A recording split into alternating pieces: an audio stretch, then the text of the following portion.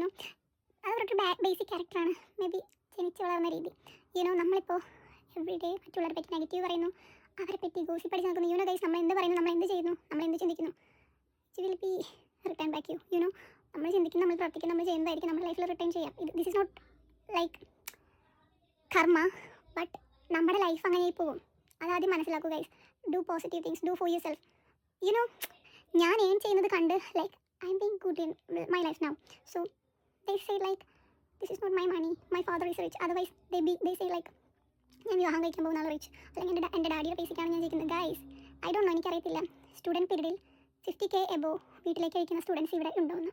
2-3 ജോലി ചെയ്തിട്ട് ഉറക്കമില്ലാതെ night shift എടുത്ത് പിന്നെ രാവിലെ ഷിഫ്റ്റ് എടുത്ത് ഇത് രണ്ടും കൂടി ചെയ്തിട്ടാണ് ഞാനിവിടെ ജീവിച്ചത്. എന്നിട്ട് എൻ്റെ സ്റ്റുഡൻറ്റ് പീരീഡിൽ എൻ്റെ വീട്ടിലോട്ട് ഞാൻ 50K like not 1550K above ഞാൻ ഫണ്ട് അയക്കും എൻ്റെ വീട്ടിലോട്ട് മന്ത്ലി. ബിക്കോസ് എനിക്ക് എൻ്റെ വീട്ടിലെ കാര്യങ്ങൾ അറിയാം. എൻ്റെ പാരൻസിന് ഇപ്പോൾ പകുതി ആശ്രയം ഞാനാണ്. സോ എനിക്ക് എൻ്റെ അച്ഛനമ്മയും ഉണ്ടാക്കിയിട്ടില്ല എന്നല്ല, ബട്ട് എനിക്ക് എൻ്റെ ഫാമിലി നോക്കണമെന്നും എൻ്റെ ഫാമിലിയിലെ എൻ്റെ അച്ഛനമ്മേനെയും നല്ല രീതിയിൽ നോക്കണമെന്നും എനിക്ക് ആഗ്രഹമുള്ളതുകൊണ്ട് ഞാനിവിടെ നന്നായി ഹാർഡ് വർക്ക് ചെയ്യുന്നുണ്ട്. എന്നിട്ട് ഈ മനുഷ്യർ ജലസായിട്ട് പറയുകയാണ് എൻ്റെ അച്ഛൻ റിച്ച് ആണ്, അല്ലെങ്കിൽ ഞാൻ കല്യാണം കഴിക്കാൻ പോകുന്ന പേഴ്സൺ റിച്ച് ആണ്, അതുകൊണ്ടാണ് എനിക്കിത്ര പൈസ.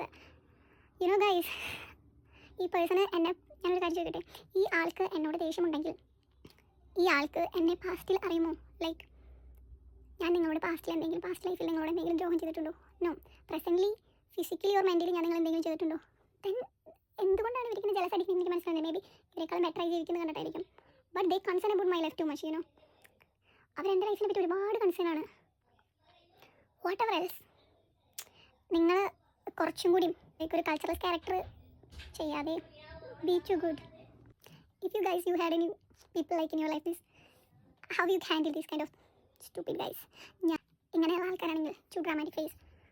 സോ അത്യാവശ്യം പഠിപ്പും വിവരമൊക്കെ ഉണ്ടെങ്കിൽ ബീങ് ആ ഒരു ഇതെങ്കിലും മേ ബി നിങ്ങളുടെ ബേസിക് ക്യാരക്ടർ ആയിരിക്കാം ഇതൊക്കെ. പിന്നെ നിങ്ങൾ നിങ്ങളുടെ ലൈഫിനെ പറ്റി കൺസേൺ ആവും കൂടുതൽ.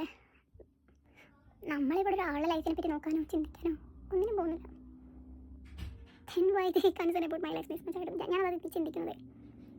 ഞാൻ ആദ്യം അതാണ് ചിന്തിച്ചത്. ഇവർക്ക് ഒരുപാട് നാളായി അറിയുന്ന ആ പേഴ്സണെ പറ്റി പെട്ടെന്ന് എന്നെ കണ്ട് എൻ്റെ അടുത്ത് ഒരുപാട് കുറ്റങ്ങൾ പറയാം.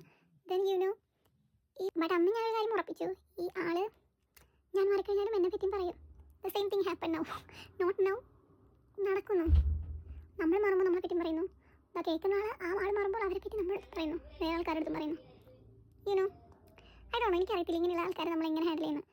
എൻ്റെ ഒരു ഫ്രണ്ട് ഇവിടെ ഉണ്ട്, ബ്രിട്ടീഷ് വരുത്തിയാണ് അവൾ. സോ ഞാനിന്ന് എൻ്റെ കൊളീഗാണ്, ഞാനിന്ന് അവളുടെ അടുത്ത് ചോദിച്ചു, ഇങ്ങനെയുള്ള ആൾക്കാർ നിൻ്റെ ലൈഫിൽ വന്നാൽ നീ എങ്ങനെയാണ് ഹാൻഡിൽ ചെയ്യാമെന്ന്. Then she said just one word,